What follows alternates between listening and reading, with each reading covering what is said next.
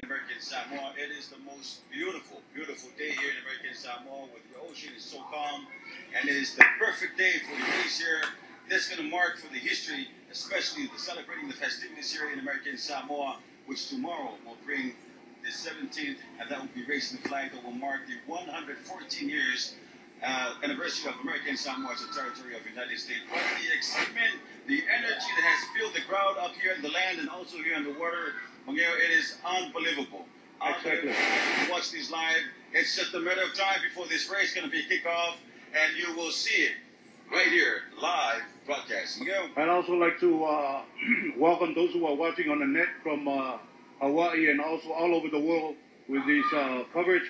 I also like to acknowledge the support, the huge support from Azteca. Thank you very much, CEO Amos Lee Mwefawo, and the rest of the staff from the Azteca Communications. And also like to acknowledge the support from the Leana and also the Peter E.V. stevedore for the boat that we are using for the Fautasi coverage. Yeah, my for the Fajalo Fire that you want to oi, Yalushon for Yakul and Chua, it's Malata, Malava for Jim, Malafom, and Fuai, and Time, Malata, Fanua, Yaltama Malato, I know for Malato, Tama, Ya for the Fafon from Taquai, my Mal for Tato, Tulu, and Messi for the Payaman and Mal, Yalo Mao for Tato, Fasal, Fasalam to Sao, Yaluma for Yala, Leo, and Natalia, Yaltola for the Fasala, the KBC TV.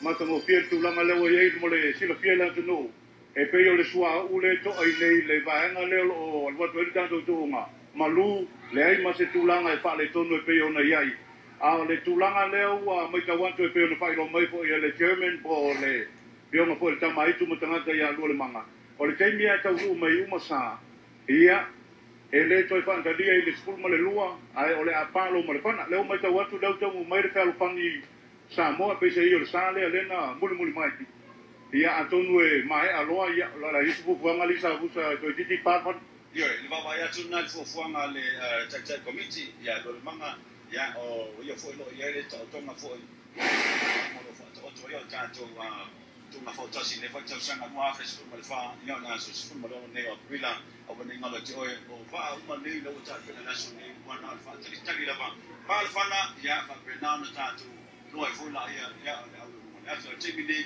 ya le vi ngala va ya ma wo lunga fa fo tanto ta fa o la ya ko la pe ma afta o so fu le pure to mo le tausi mo le tu ala o tanto mo le ne ya so fu ya fe mai la lo pe tu yo la so ne na fa yo batato ma ri ya mo yo ya ya for ya lo yo fa na merchai ya la alo tu fa sina malo rosi mo o sai wa ba ya tu ile ngata ta bel penanga ya a fa ta ta ko ya ta me ta lo ya ta tu na Fautasi ne fo ta sanga le nalo mai mo mai le atu no na wa mi bilo atu sa le fel pan sa mo ilo na tulanga i pena ye o le temi nei le mai mo mai le atu no o atu i tulanga tu tusa uma ia le matango pio le paino sa ile temi nei ki tanto tuunga peo na pētu stemo sola a sabusa ma le mai mo mai le atu no matua i matango pio tulanga le talafantai ma lu le lei ia o se fa fetai le tua ia ono lewa mo le nei aso matango pio kele tausanga ia e sea mo ni tuunga fa pe nei ia e fa fetai le lofa malenga le lei o le tua lewa mai le lao le nei ia wala tanto fa mo e tutuila mo no. Well, as you can see, watching this live broadcast right now here, it's just a matter of time for the gunshot to take off, and that will mark the history of this race. With all the 10 Fautasi, they were well prepared with months, weeks, and days. Now it's just a matter of time for the gunshot to go off, and then we will see all of this Fautasi will take off. It's going to be a very, very challenging race between all the Fautasi from lane 1 with the e ai le mai mo mai le tunu e pe ona tuina to tanto fasa longa le ala va numero tasi da auto mai ele fu o mai na fi amo batia le champino to sanga mo vai le ala va numero lua ia le auto auto mai ele sa o le fi amo pangpang o le aito tolu le fasa ulala mai na fi amo vai loa numero fa ia le sal man le to sala numero lua mai la fi amo nuli numero 5 le auto mai le per fani Samoa mai le fi amo pangsa o le ala va numero 1 le ua ta'oto mai ele pai po numero lua mai la fio ango ua le mandele tau sala numero tasi mai la fio ango nuuli numero fitu pangatongo i se ula numero alu panga alu fetua la fia fio numero iva ia male sa li tu malon manu tele mata sawa lua le ua ta'oto mai la lava numero 10. As you can view directly from the Mauna Lava here with the lane number 1, that's Batia. That's going to be the flow from the village of Batia. Second on the lane is going to be the Aeto from the village of Pango. The third on the lane is going to be the Pasamana from the village of Painoa. Fourth lane will be the Manlilita Sola 2 from the village of Luli. The lane number 5 is going to be the Fautasi Samoa from the village of Fautasi, as well as the 5 is sitting on lane number 6 from the village of Owa. And lane number 7, that will be the Manlilita Sola 1 from the village of Luli. Lane number 8 will be the Iseula from the village of Fangatongo, and the Fitua Fiafi from the village of Fangalu. And last but not least, it is the Mata Sawa from the Bilotele. It's at lane number 10. They are still here waiting for the results to go up. Ele to mateza buta le to titi la pa fanga. Le mai mo mai la tenu manta ngo fiele le na mo sa yo o ba ma ye tu langa le te pesa buta. Ia ele to e fesiling yel tu langa o le lenga ina o sa te min nei. E msalo ai ko pol komiti ta buta to titi parfam. Fa modiele sa langa mangeo o le tu langa tonua le ma fuai ona facha fea tu no si va no ne me facha tali le wa pa le ya ta tu sa te min nei ma wa lava sa oni foi ya ma facha tali no ma ta na tau fai mai si sa ya e tu mai pe ma ya le wa si foi mo po ya lo facha na mai na ta tu komiti ya foi le ta tu fa langa mai ya ole tu ma Fautasi de foi tu sanga ia le mai mo mai ole tu no ma lo lo sai le wa pa le fama le wa pa le fama ta tu mai te minei ma le wa tu ta tu nga le wa ga ya tu ta tu nga ile tu langa pe ona pa tu nga ina li ta nei le lo mo atu sa le seula mai la fio anga ponga tongo so so atu ai ma le fetua la fiafi ta atu ai ma ta sa o le ba nga tonu le ma so te ai ya a lo lui po foi tai to kele ni sa le wa mato na se ane mo vele ta sala numero kasi mar pa un po ya ma sa u bolo tu atu ile tu yu ta ta tu nga le wa lu atu tu nga sa busa le tu la marto ya ta tu mal te mo le wa ma ya tu pa fa na lo lu ma le se u de mona mai fa topo o lo pi ya tu ai foi ya le fetua la fiafi ke tu la malua ya le foi foi sina swing o le se atu ma ta sa wa te bi nei le wa se atu lu ma ta sa wa ya fina foi ma fetua fiafi ele ta fiafi foi le wa se mai ya ma le manulele te sa lu na lo kapteni mai fa ta fea se me la ese no va ya tu le ele ia mo poa ele wa mata no se mai foi numa ya le pai po mai la fianga ya ua yo ele tai o le tai bila na fa na ile mo no le wa le mo pai ta tu sa ya wa sa ta tu tu ma te nei ele tai le tonga le pa tu amatalia ele ya to le bilu te talo na amatal tonga ale wa iluma le seula le moana pipi ya je le tu la fiafi mai la fianga fa alu ia le numero tolu le lo tau to le mata sawa ya le wa se ane pa po yuta te tau i foi mo le sala numero tasi man ta fe mo na wa ia manisio sa le lo anga ia le foi i le tu la yuta le lo maua tu i nei ia le lo lui foi ia le sala mo le sala numero lua le aeto pasala ia male sal po o le foi tino paula i ti tu ar po le pe a mo le Fautasi le i tu ar po mai sa u porta tu nga le fa ga solo il temi nei i le mai mo mai le tu no le ala mo lo tau mo pa ya tu le se ulo mo ana a po Fautasi le lo luma le se ulo mo le fetua la fiafi tau atu ai man ta fe mo lo na wa pa ula i ti tua ia nisio sa ia lo fa ga solo mai tua sa busa. As you are watching this live today, the gunshot have already gone off about a minute ago. The Iseula Moana is actually taking the lead right now. The first lane with the Fetua Fiafi is catching up on a half of Fautasi to the Iseula, also with the Mata Sawa. Are now neck to neck with the Manulele Kalalua and as well as the Paiparpo. They are fighting for the third lane right now. It is an amazing race with the water is so calm right now. But we have also the other Fautasi coming up here with the Manulele Kalalua 1 as well as the Fautasi Samoa. Fautasi Samoa is now catching up to the Manulele Kalalua 1 and the Aeto is now opening his wings and is starting to fly out. This race is about 7 miles out and it is an unbelievable. The race is still the Iseula taking the lead right now with the Fautasi County. About 2-3 seats are up to the Iseula right now. Okay? Sausa, lewa 2 minute talo da amata zonga le maita watu lewa ye na swinga. Lewa ye na swinga. Lewa ye sa ye luma. Lewa babaya se mai madisio sa lo itua. Lewa pa ya tu tu la fiafi. Ile Iseula le bana. Le fuego papaya di ai manu ta fe balo na uba. Tau i voi ai pa una titi mai tuan mata sawa. Ya FA ile tasi le lua Fautasi e vai. Mai le vaenga lea. Leo lo tuli mai ai le aeto. Le maunele tau sala numera lua. Ia le ngata foi le pe fani ma le fua o le foi sir pa u ke le tuan fua o.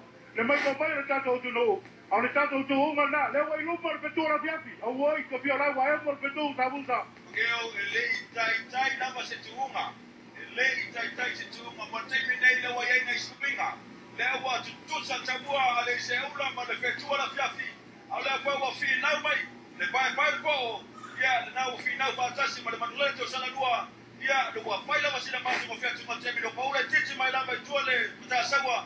Au lo fa penana pipi mai ai.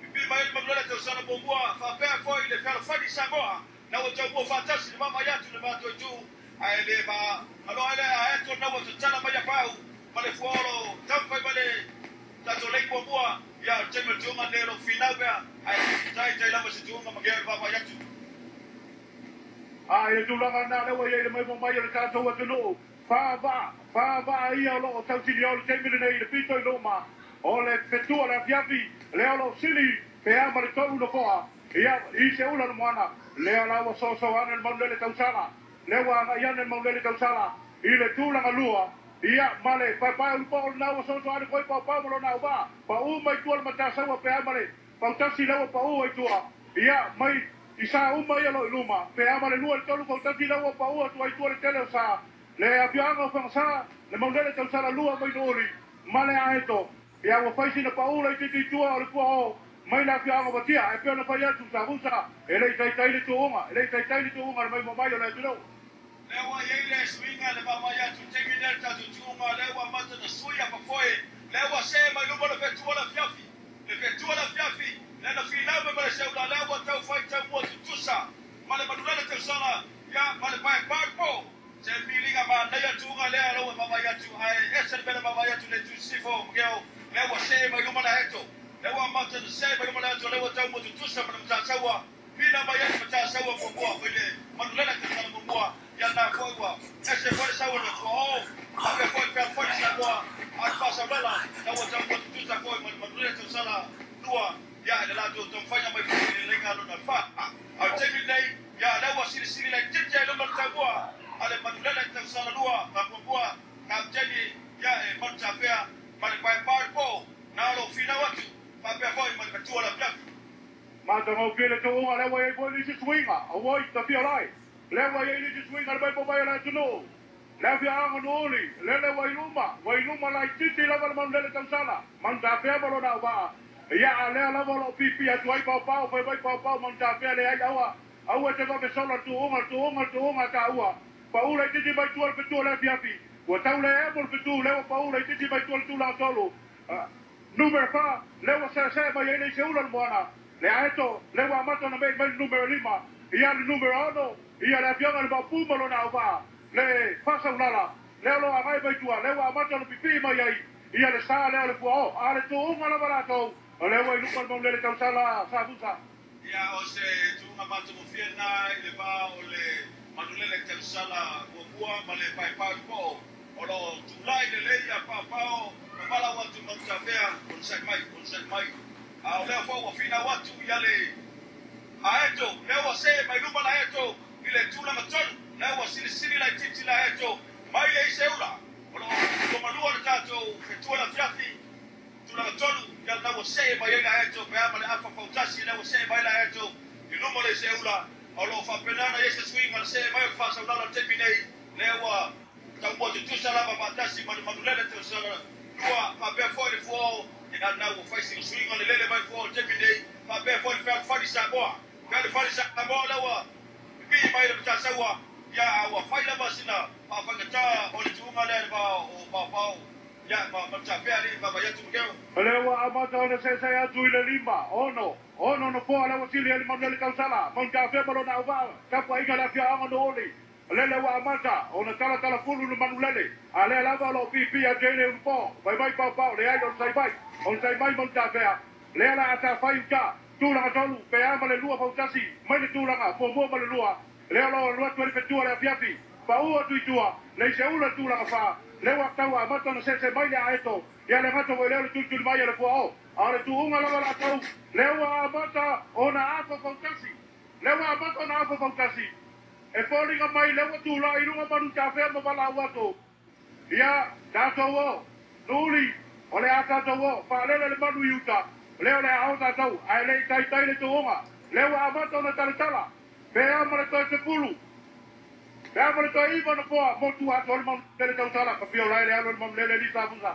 As you can see, it's about 9 more seats before the Manulele Tapsala number 1, captained by Manu Tapea, is now taking the lead by Bar Ball. Is actually bringing as much strength, but there is a change of the Aeto. The Aeto is now coming about a half of Fautasi in front of the Pertula Piafi, taking the third lane. Coming up here, and then the Pertula Piafi, also the Fuo. Fuo has changed his speed right now, almost bypassing the Fasolala. Samoa, Lua, and also the Fautasi Samoa is now catching up with the Asiola neck to neck with the Samoa.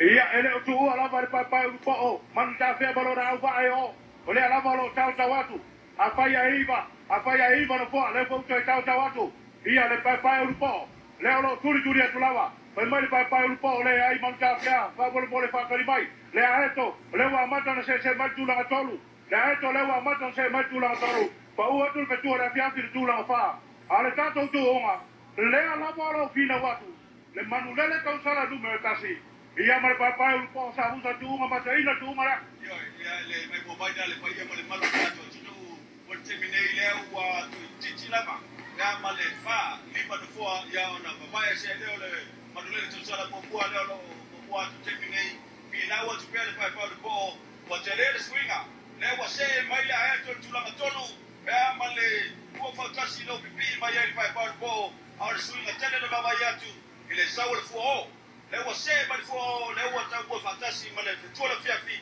ile tu la tolu ya pa folinga mai le wa sa wa ilu mai fo pipi mai ya ba o la to le wa tala al batas ale madulele tau sala lua ya la lo fi na mai pa ya male paso dala pa pe fo le Fautasi Samoa le wa se maria tu tu sa le mai fantomo le se ulan mona le wa tu fai mai ele la milinga ya male tasawa malo felice a ma u mai lunga le tato mo alava ole asa utanta mai felice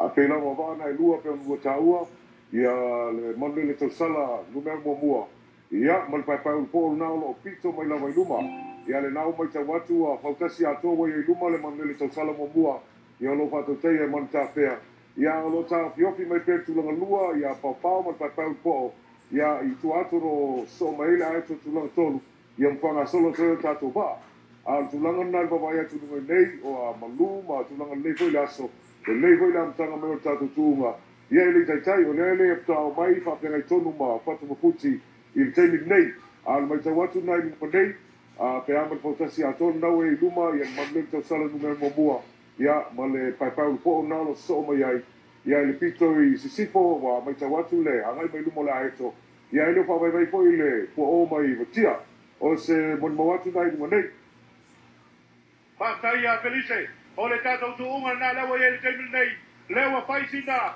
a motu lai pitia tu mai luma ole sa ole manu tafea modele tau sala numer kasi leo lo luma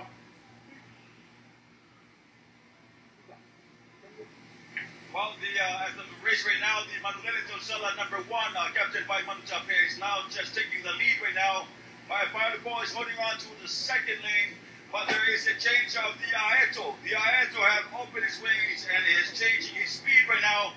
The Fuo is now moving up to the third and is now half of Fautasi out of the Fetula Fiapi in the fourth lane. But there is an amazing race between the Samoa, the Manulele Tosala Lua, and also the fellow fighting Samoa are still trying to bring it back. The Fautasi is still not letting go of the Manulele to Sanadua, but the Iseula Moana is now falling back on the 8th place so far right now. This race is an amazing race. We still have a lot of time coming through, but so far the lead is now taking all the way up front.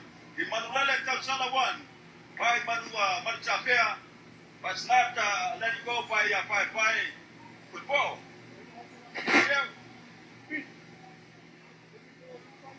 Ole tulanga na tato tunga ne yaso le mai mo mai ole tato tunu ya I angata mo tai foi ya mai la bale talo ia foi tato tunga mai le lisa mal fana committee sau tunga le la tekne lewa pe amale apa fautasi le baba ya tu le matu tu lewa se e mai rumale manulele tau sar mo bua na ka teni mai matcha pea ele o ta fia la va lewa tu lai lunga baba ai lua mai pa po na lo ele tato linga no lua Ahora esto le voy a fallar más sin swinga le sawa mai la esto ya ma le fo le wa o ma le tanto le kafa tu le fiafi ya se bena ese le milinga le wa ye ile ba ma ta sawa lua male manulele ta sala lua le wa fallar más sin swinga o mai sande ba o te se tu le se o le bona a tu ma ma mo fia bana fia fari Samoa ma le fa sa la mai loa le wa mai ta do ngol tolo le pangalu ya pa yo mau le tato atuno le wa iluma la par manu le tausala nu ga tasi ia le wa amato no pipi ya tu le pole la nu mumu pa sina pa ula titi mai tu le ba ale ba tau ja tu ai ia so tu ai mar pa u po te ama le lu le tolu Fautasi tu mar pa u po le lo tau tu ai ba mu ma le aeto lua Fautasi mai tu le aeto le lo tau tu ai le pu o ia mai le afio anga batia le petua le afia fi ia le ngato ko le mata sawa ia wa paisi na paua tutua ni se sa ale tulanga na o yenta to tu o te minai mai mo mai ala tuno manu ta fe moro na ba le wo le atu manu le ta sala le wo ta to wo to no tu la pole na no bubula yu tu lai ia ale ngato ko ile o le pai u po male a eso le lo al watu tu la tolu ole tulanga le wo to le ta tu ngal pai mo mai le pai ya ma manu ta tu na ko Fautasi atoa na wa se tu ai pa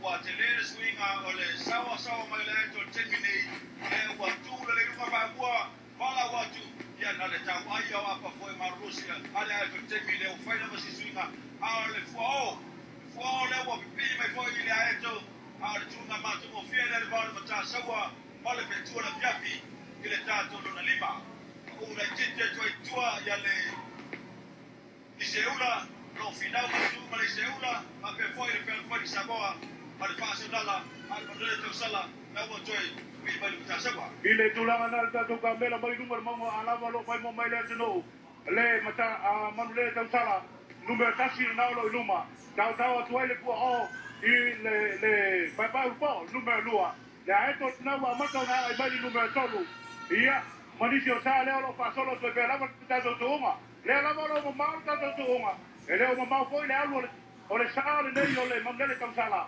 mai le pai un po le la volo tata watu pai un po le ama ta watu lungo tata ata le lo mai lungo mo alava le la volo tata watu le pai un po le na le lo ta mo pai atu pa mo na va e tuli atu Manulele Tausala le lo sau le va o mai tonu tata u tu tonu la va le tolo le flat point ia le la volo ta mo pai atu le la volo iluma le Manulele Tausala tata watu ye pai un po le ato le to mo mau ya pipi ya tu le ato le to mo mau ai pipi ya tu le ato tu al pai un po e tanto tu un lo fa solo il timnei Dauta as you can see race right now the Manulele Tausala is still taking the lead right now with the pai the ball still trying to change his speed but the Aeto has actually coming as strong as they can right now bringing it into the finish right here at the Tuasa close game. The fall also have a changing of speed, but all the other boats are falling a little bit back.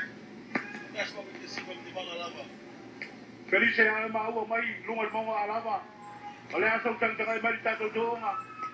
Ile se foi ba ya tu lungo nei. Tulanga na wa yai o lo iluma pele Manulele Tausala. ma lo tu mau pea tātou waa i o lātou wala waa. O lo tau mai pele pa pau po tūlanga lua. Awa ese suinga nau sa waila aeto le tūle pitonga i le tātou tawhanga. Wa mata ona sau i luma pea ma le tolu fautasi le naua. Pipi mai le aeto ngai mai le pai pau po. We have just taken the turn point from the Mountain Harbor. The Manulele Tosala #1 is still in the lead. Papaupo in second, and the Aeto coming up in third, about 2 boat lengths behind the Papaupo as of now. Temi Neisa is a Temi Mobuala Talata Melia Wafon, Watfolea Antu, Alba tonight when they Mongo Lava, to Langa Le, to Langa Tato to Uma Pelea, Monbeto Sala Numero Mobua, Papaupo Numero Lua, Nalo Tata Maila Aeto, Leon Sisila to Yai, Ile Numero Tolu. And now what we pee after the tau mua la eto ile tau muliole. Pai pau po temi nei.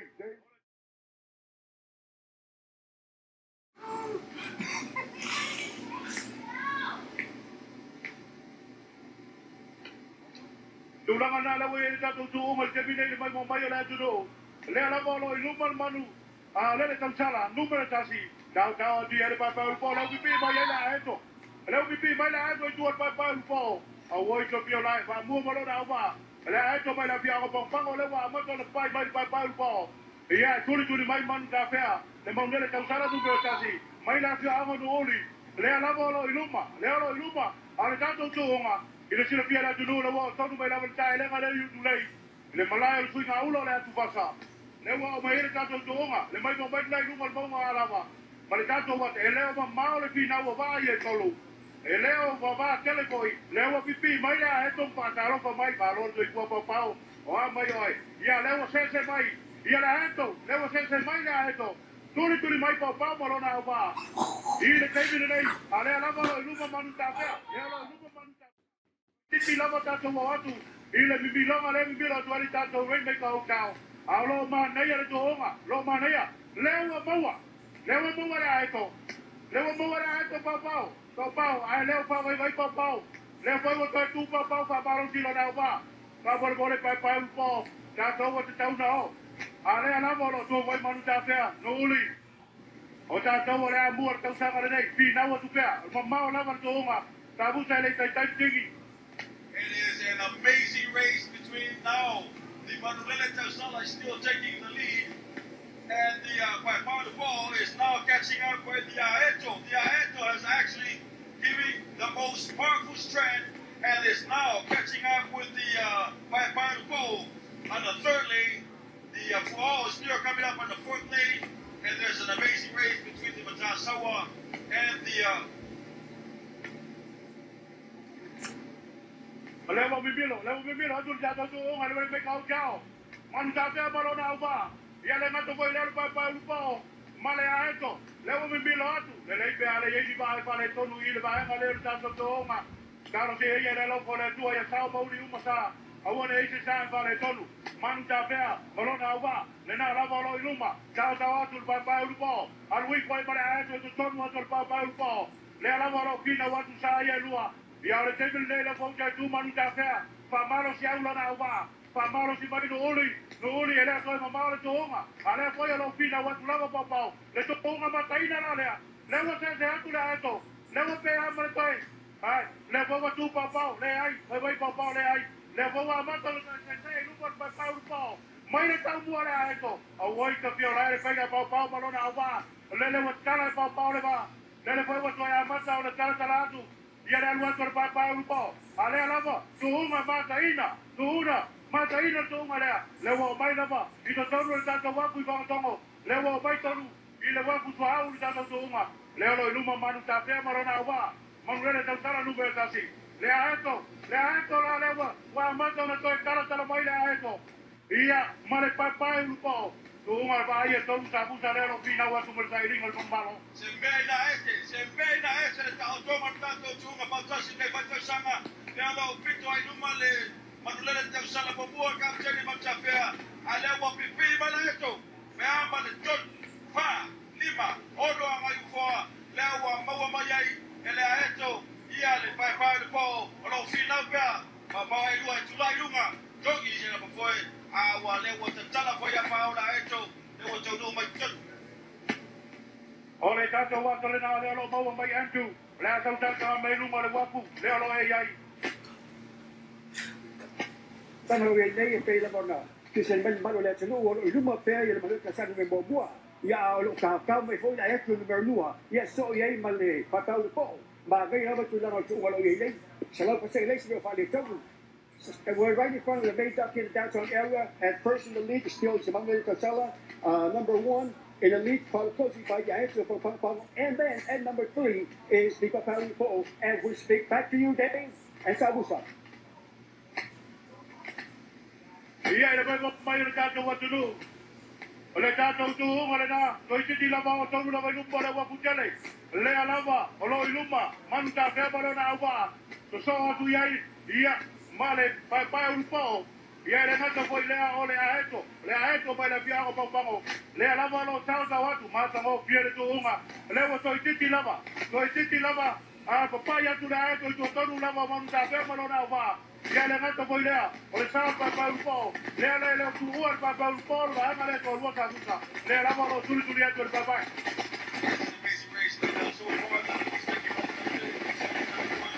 The Aeto has changed his speed, and now, just neck to neck with the 5-5 ball, the 5-5 ball has given everything they have, and everything they have trained for.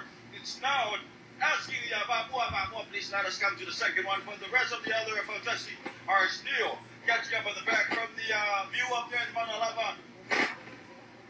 The Aeto is now open his wings, now fighting for the number 1, which Maduleta Sele is taking right now.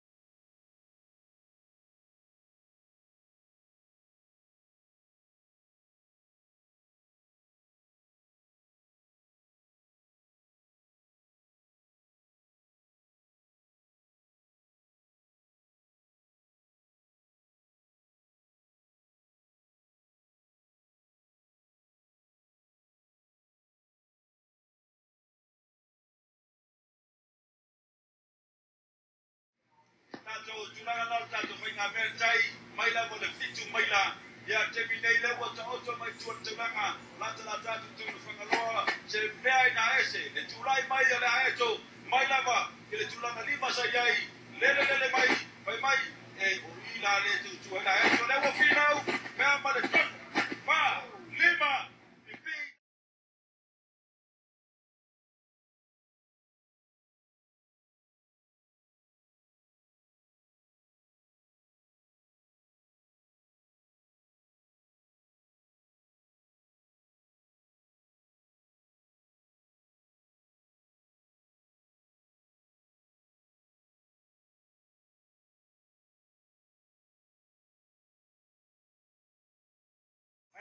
Vai manu tapea, malona uva, le foi o lo fa malo siatu, le foi o lo fa malo siatu, ale alama, o tu foi va mua, aeto, tangu foi vai, le wa mata ona watu tato tunga, sa ili se pide le tanga, lua ape kurfa, le alama lo tauta watu, manu tapea, malona uva le aeto, o yo la uva la se pide, le wa mata, al watu tato tunga, le o lupa le aeto, te foi patigi uma ba lua kabusa.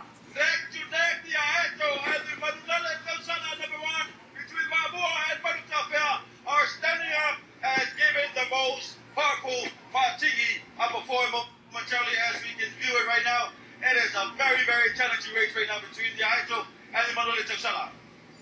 Le tounga mataina, ele lo poai lo sini te mine kabusa, a poai lo ba o mari tato atuno, ia, le na lo sini vai tiji la vai lumar tau mora aeto, le lo sini ai tiji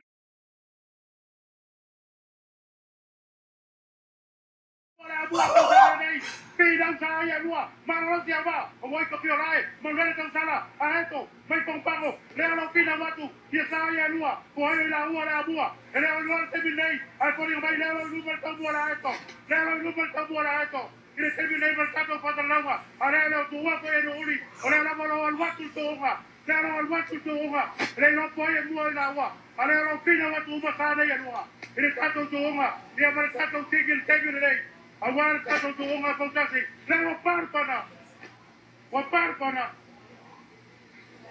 E pori nga mai wa muar manuele tau sala. Kaya mai tau watu. Ila tu langa lo yai lunga rei sabusa.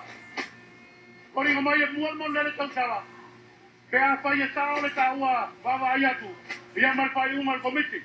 Ai le tuunga ano piso taua sabusa. Ai pa malo lewa to iti tau nul pa pa ko.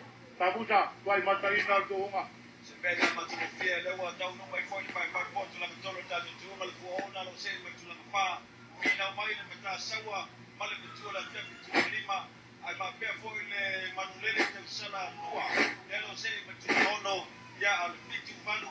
Ya leiba foi a ngai tu na lalo ta foi mai foi pa sablala a pe foi pa fa Samoa ya male ki seula mai bona se mena este Yo. ale a ba ya tu tek mine Sabusa ole tuunga mataina. Tuunga mataina ile mai tau watu la vai le taua ia ma va ia tu ile tulanga le ta te yai ma le tuunga. Ila va ia mai tau watu sabusa. Toi fata mala le aeto. Toi fata mala le aeto. Ia, e pe foringa mai lo siri le titi lumal tau mua o le manulele tau sala. Ai pala na pana. Pe yo le tulanga na, ia ai le i porta ua fa iunga. E pa ia i pati mal komiti, tau tebi sirgia la tionga le tama aitu matangata ia le manga. Ia ua poio le atole na fa paino le panga. Ame fa puta iai. Dio mal manuia le fa moe moe, fa malo ia fioanga. Le a fioanga o pampango, le a fioanga o nuuli. Ia le ngata po i leo ti tau nuu mai o nisio saa i o lo tau nu mai. Le tātou tu unga i le nei po iai tu nao le huli. Saluta. leo lo tu le va komiti lo ye lunga ya le tama ai tu tangata ya le manga tau no mai le va le ato tau mo tu sa mai foi ma le sa tani sa ta fiofi foi eli pan pa na patini la se foi unga al komiti wa la tu le la vai ya ma pa na le mato mo fiel tu unga le au mai ai bila dei ya tu la malima ne wo fi na mai le mata sawa a pe foi ma le manulele tau sa la lua lo kapteni mai pe ko ko ya sori ai ma le tu la fiafi bena manaya la foi uno foi na mercari le wa to no ma pai tu mo fiel de foi tu la ya ide na me famanoa Ma tango fiel tu unga le ko jau tu pa malo ito. Te grau ya ma le au manga. Le wa ko jau no. A woi ta violai le a lui por ma pe ku sa numero lua. Le wa tingi te tu le fiafi. Ia le fiafi ma le ma pu mo lo na sa. Manulele tau sala lua, malo fa tai. Ia le mata foi leo fuenga malo na val, mata saua. Pa malo, itu malo mo do tete. Le wai mo manuia le fa mo moi. O tu tuila mo mua, pa malo atu lo te foi. Ile tanto ta poema, le ala mo lo sartale inicio sa ia le o toi no. Le wa, tau no mai le fer fanio Samoa. Ia le tanto sa mai le fioanga. O panga sa. Ile tulanga fitu. Ia, so mai ai male whakawanga. Ile tulanga hiva lea, ia male sepulu. O le tātou sa, o le ise ula le moana. Ia, o le mai na le atunu, le tulanga walu. Ia leo se mai ai le Fautasi Samoa. Le tulanga hiva, le whakaulala lele lo tuli mai ai le ise ula. Ia male tulanga sepulu sa wuta.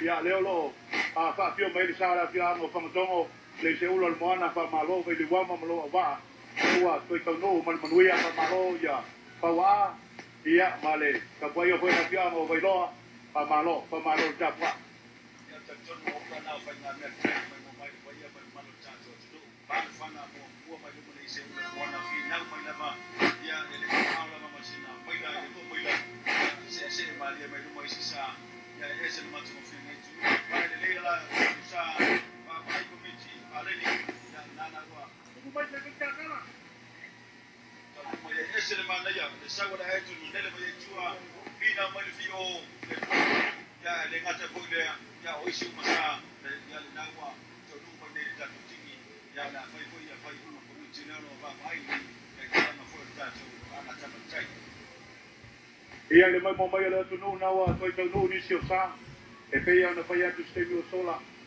vi ia le lofa ma le ang le yo le tua le wa io mal manuia le tam fa ia tu le mato va ai le avion ai le German o le tunga Fautasi ia lo le manga pa hoa ia mai se fa iunga alo ia wa ia le mai mo mai le tu no le wa mato ia i tap tonu lava le avion ai le i le tai komiti o tunga Fautasi. Le lei ona whaafonga le atunu, le mai mo mai po i o le tato atunu i atunu mo mau. Ia whaafonga po i le whaau le malo i le o fionga i kowana. Leo i umar manuia le wha moi moi. Ia le viinga e whaapo i le atua. Leo lo tali atu le peitaunu mai po i le sa leo le. Leo lo iei le komiti o le tato tunga Fautasi. Ia awa ia le tato se tala lata mai. Ia i le tunga e pei ona. Tato iei le nei po ia i tu la o le aso. Ewa, noi titi ia taunu mai ia le sa lea le. Leo lo iei le. Le mai mo mai le tato atunu. Pa malo le sa, leo noi titi lava mau mai le. Tato chairman o le tunga Fautasi. Ia ona maua leo se tala alo ia awa ia le. Tato wha moe moe. Ia e pei ona iai le. Nei po ia. I tu lao le aso. Well, Charlie, you will hear from the chairman of the committee of the Flag Day, Alois Fautasi, actually from number 1 all the way up to the final lane, and that will be a live broadcast once again brought to us to Ia whamalo atu I lau teo mai le kake komiti. Leo ahi manuia I wha moi moi o le ate wha iunga tu sao halo ia. Ia mai lau teo ma leo lo kia wha kumana tunu. O nana pi nau sa I e lua. Ia le Bumua mau pamalo dua pun pak pong mai mereka ele. Ele sini pak kai de ni kai au. Dia tu mu muir pa mu mo kuda mua. Ele lo sino pa le kongo ka kuunga pe apa ko ki sira yai I le men ko mai ka kuunga. Ai o se pa I unga ale wo ko u yai ni waso apa pong mai le ku. O le wo mang malo o mu mereka ki. O le fi anga o uli le sa lea lo ave ko fai a mau kafea ia e kulu ai le ae ko mai pampango ia o longo kon o le sa o ua o le papau po o le kula fa ia o le fo o mai kia o le kula lima o le sa mai pangani kula ngongo ia o soriai o le isi sa leo uli e luai la ko sa o le kula fiku o le mkasawa o le valu o le talfangi Samoa ia ka ko uso le mai talfangi Samoa le o kulanga valu ai mer sa o vailoa ia ai no skulu ia sa le o le ulo mai kongo o le fa kulanga nga e mua sa ngi e lua I fo langa o ku mai I piko I le king ia ma ngai finga o ka ngai sa ni ka ao melea o ke moria ko va pe tire ka poinga a koile bua me foi le mal de fianga e ku sa la ko ka pai nia la foi me wo ya ya le mo mangla ai me sin ka wa bo si fia da ya me ke foi le ka ko wa so wa ko sana ya ku la ka ya miki yo lo le manga le foi lo maua tatu pasal lo mai lungo le internet ia lo mai ko pa o le tatu malo ia I tatu tu mai se mi la ko le ia wa ia so tai na fa on ko nei a ke ya ku ole ka poinga ka ko vanga le fema ko siri ko fai ko ya lolo mo ke la ko va kai ke la ka poinga ke unga ina ngasi fa po ale lo ko fai de ku e ka poinga lo ngasi ele me la voz me voy ko unga me ka sana ya familia ku la fema ko siri ko sa fa mo le ku me siri ya wa King ka un fa mo ye ka ya ya ye mo ya lo fema ko mo si lo ka po mai mo ye fa fa ya malo ku le mo ya me foi ka ko so mai san mo ya I mo ye ka ko so okay ia le mai mo mai tanto wa tunu le fata tanoanga na ma le afionga I le te committee o le tato tunga Fautasi ia le afionga ia lo le manga faoa ia wa le tato tunga matango pie tunga ia pe ona ia nei ko ia a tau sanga molia tu le anga whasai la opio ma le komiti ma le komiti atoa matango pie le tanto tunga mai o na mateina ia se o mai na tini tau nul wha moi moi ia o le viinga le tato te papo I le tua le wa tini tau nul wha moi moi a malo whasai a temen ia o le tanto tunga na e o na tau noa ia le tanto te komiti ia lo le manga whaoa I le tūlanga e peo na ia le tanto tunga Okay, ele ua. Ia manui ale fa moe. Ia o tu tuila manua. E tau au ne toi fa ilo atu. Ia le alo ia mai o le fa iunga e to ina mai komiti. Ia wa ia le tato tu nga va. Wa mua sa o le mangere tau sala numero tasi. Mai la fio angon uli. Tu langa lua le aeto mai pangpango. Tu langa tolu. Ia le pai pai o lupo. Pa ia le fua o mai batia. Lima o le sa talfani Samoa mai pangsa. Ono ia le salmo le tau sala numero lua. Ia le ngato koe leo numero fitu o le matasaua numero malu telefoni Samoa vailoa numero iva ia ma le numero sepulu o le iseula o le tatou sala fitu leo lo se mai le numero lima ia mo le sila pia le antuno le tatou toonga. Sabusa, would you like to briefly announce the official result of the Fautasi race? Yes, well, first of all, thank the Lord for bringing these fabulous days to finish this Fautasi Race April 16, 2013. And it's the official, the chairman, Lulamanga, actually just came here and then we confirmed the official race. And this year, the number one will goes to the Manubele Sala number one from the village of Lili. And then number two was the Aeto from Pampango. Number three is the Paipalapo from Aua. Number four is Vatia, the Fuo from the village of Vatia. And then also the lane number five, that was the Petua Lapiati from the village of Pamalu. Number six was the Manulele Sala number two, that was captured by the Mapu Subiai. The number seven is the Tasawa. Lane number eight was actually Kalufani. And the lane number nine is Pasaulala from the village of Bailoa. And lane number 10 is Ulalmona from the village of Pangtongo. Once again, it was a safe and wonderful day here in Paradise. It was a perfect day for the race. And I hope you enjoyed watching this live as a broadcast brought to you. I think there's a big TV and a big Sky TV. Ia, o le tatou tuunga nai pe o nei ai, mori te le atu le nganga whaatai le Azteca, kia o na langolango ina o le tatou whaamoemoe pe o nei tatou tuunga whaatasi nei po ia tausanga. A wā ia le ngata le tuunga, ia o Paul Kalama o Malava, ia o loo whaunga ina le paipa le Azteca, ia wā le tatou tuunga whaatasi. Mori te le atu koe le nganga whaatai, ki le company a le Peter E. Reed Stevedore, ia po le o loo le ala, ia wā, mole koe whaatai la o whionga le ala, ia le whaunga ina o lau saa, ia le ngata koe leo au company SS, leo am pai o na tui na tuai pasala launga nei, a lau pale televise, a le KBC, KTV, ia wale mai mo mai o le atunu. Le ngata koe leo le Blue Sky Communications, ia ma le lato website, te un pai o na mai mo le atunu, ia atunu ma mau, ia wā, ia le nei poi, ia wha moi moe. Toe moriantu le nganga whaatai, ia li tapo ingo se o tātou atunu, o le a poi se upu a tōna la puvale, sa busa ma mangeo lunga le eo le tau tamali i lau wha fonga, ia malua vei pale o tō finangalo. Ia mole te minei, leo le atu se ato tātou whasalalonga le tātou ofisa utuyu tulei, ia mole wha wawina o tātou whasalalonga i le nei aso.